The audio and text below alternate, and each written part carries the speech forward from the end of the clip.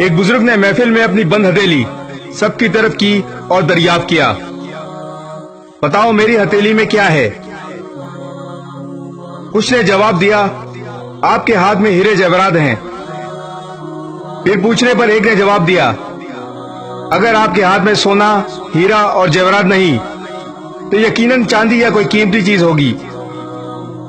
तब इन बुजुर्ग ने अपनी बंद हथेलियों को खोला तो इनके हाथ में चंद कंकड़ियां थीं।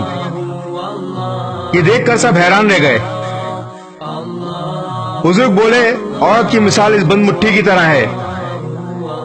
जब तक बंद है यानी बापर्दा है तो हीरा जवाहरात और सोना चांदी की तरह कीमती है, लेकिन खुल जाए यानी बेपर्दा हो जाए तो पत्थर और कंकड़ियों की मानंद है, जिसकी कोई इज्जत और कोई कीमत नहीं। हीरा और सोना बनना है या पत्थर और कंकड़ियां, फैसला आपका।